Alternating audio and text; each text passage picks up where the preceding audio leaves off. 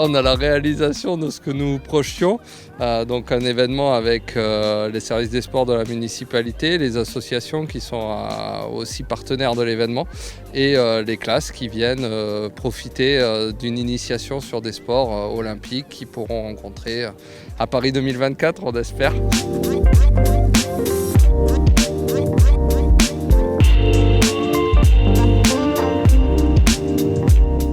C'est leur faire découvrir le plus de sport possible et créer un lien avec les différentes associations sportives de la ville.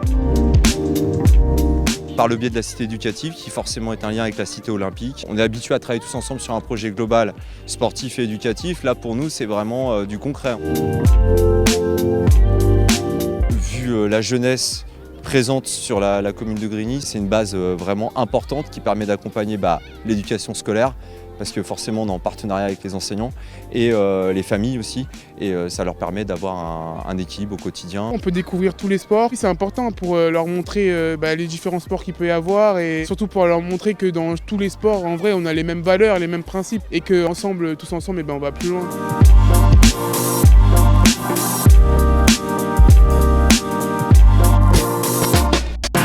En fait, il faut accompagner le parcours jusqu'au club.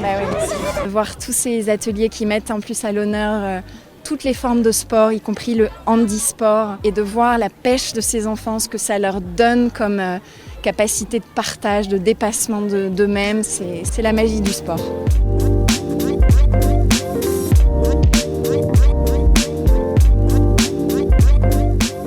Grigny, c'est une ville qui est totalement exemplaire dans son engagement pour diffuser dès le plus jeune âge le goût de la pratique sportive. Toutes les écoles primaires aujourd'hui à Grigny sont engagées, mobilisées dans les 30 minutes d'activité physique quotidienne. Les établissements scolaires ont tous le label Génération 2024 qui récompense un engagement, des liens tissés avec les clubs, des référents sportifs, aussi l'inclusion pour les personnes en situation de handicap, avec la nécessité de bien les aider à mettre aussi le sport un petit peu au cœur de leur vie. Donc je voulais saluer l'engagement du maire de la ville, qui est encore une fois exactement ce qu'on veut développer dans l'ensemble des territoires pour permettre à notre jeunesse de prendre ce goût à l'activité sportive qui donne les bonnes valeurs, qui maintient en bonne santé et qui aussi améliore les capacités cognitives de nos enfants, parce qu'on sait que quand ils se dépensent, derrière, ils sont aussi plus concentrés, plus appliqués à l'école pour apprendre.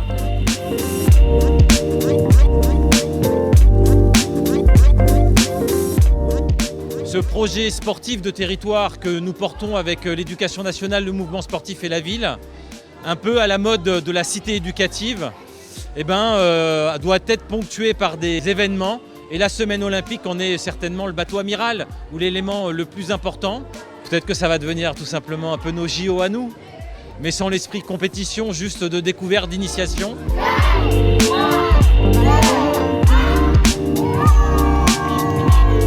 Nous avons d'autres piliers dans notre cité olympique, la formation, l'insertion et l'emploi.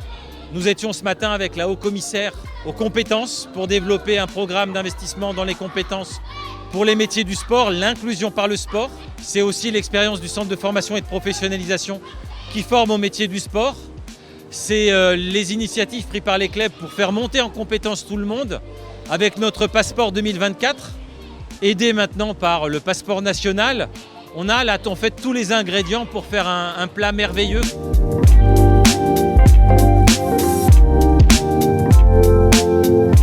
L'olympisme, il doit vivre dans nos territoires. Ce n'est pas uniquement des labels, c'est un écosystème, quelques moyens, une énergie et une vision commune.